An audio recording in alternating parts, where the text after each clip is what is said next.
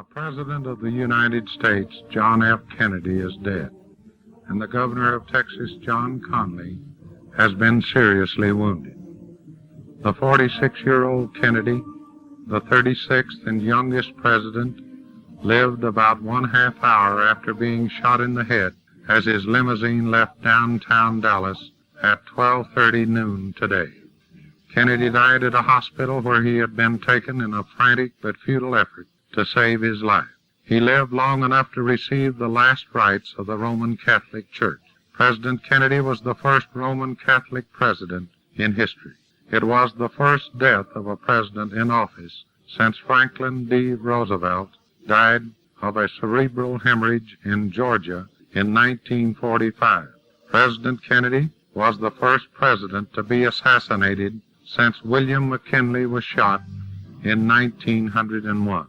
It is believed that President Kennedy's body will be moved to Washington. Funeral services for presidents who die in office usually are held in the capital city. Governor John Conley of Texas, cut down in the same attack, has undergone an operation for a gunshot wound in the chest. Although doctors say Conley is not out of the woods, they say his vital signs are good. They say he has a good pulse and that his respiration is satisfactory.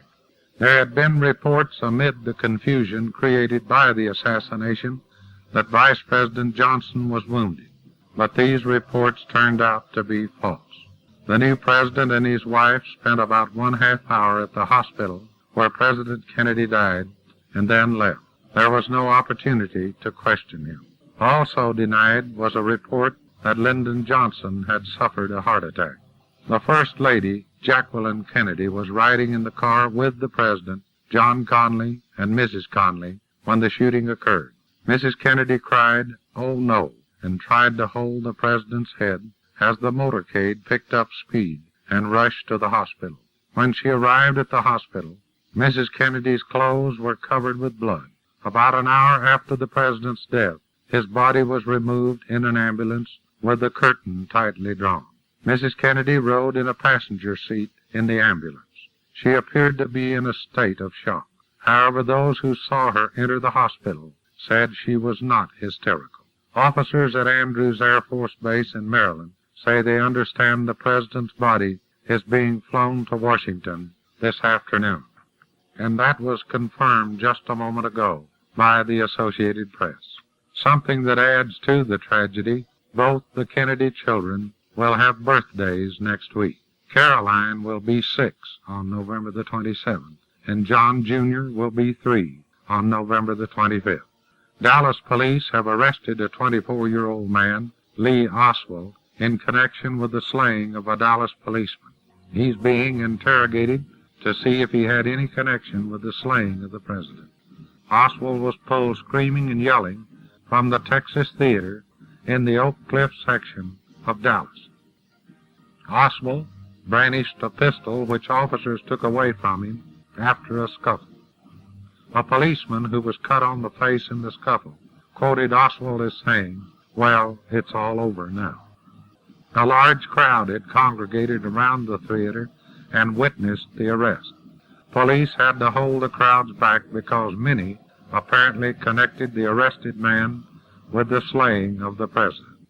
The officer who was slain, J.D. Tippit, had been killed by a man answering the description of Oswald in the neighborhood a short time before.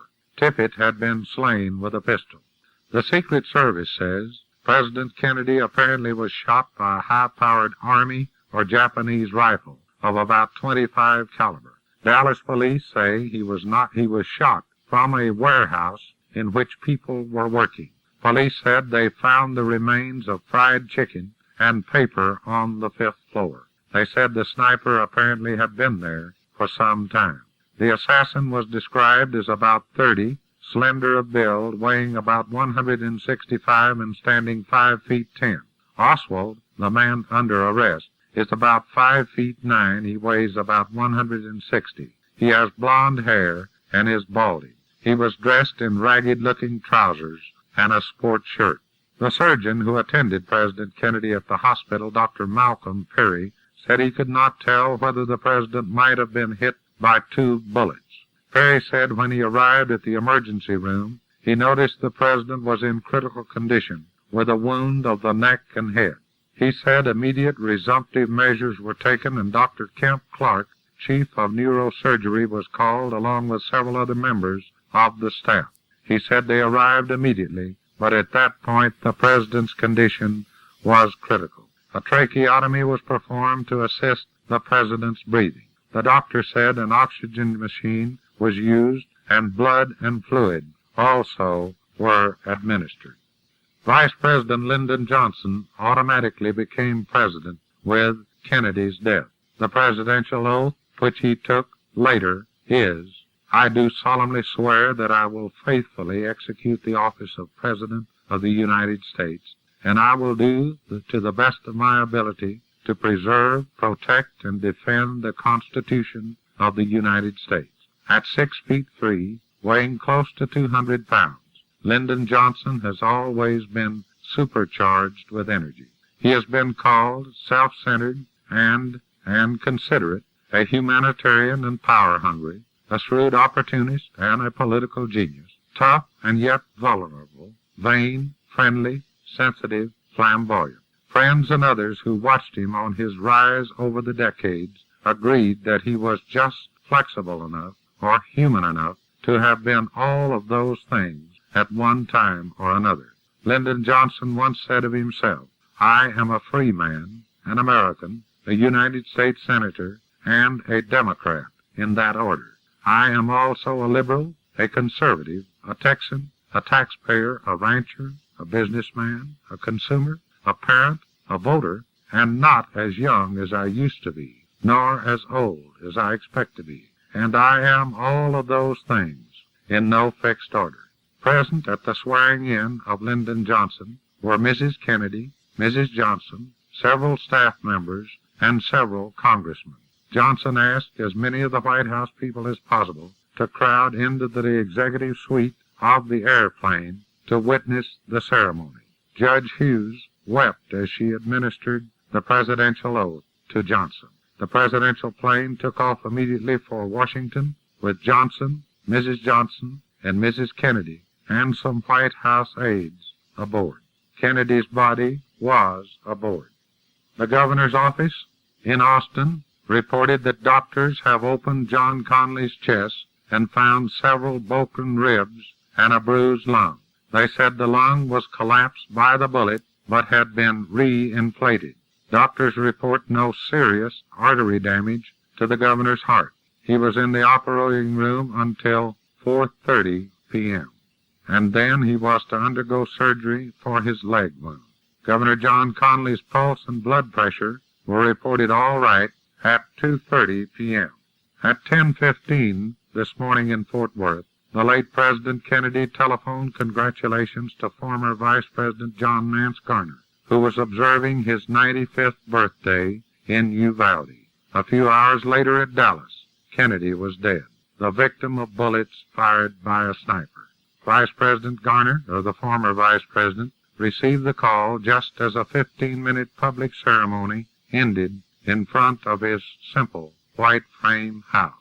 Congressional candidate Jim Dobbs said in Austin today of the president's assassination, "I thought we were through with things like this when Lincoln died." Dobbs, a Republican, appeared at the Capitol press room sobbing and said he wanted to comment. He faces Democrat J.J. Jake Pickle in a December 17th runoff to succeed U.S. Representative Homer Thornberry. Said Dobbs, "It is the most horrible thing that ever happened. I can't stand killers and intolerant people. I'm just sick." Dobbs is a former narrator for the nationwide conservative radio program Lifeline.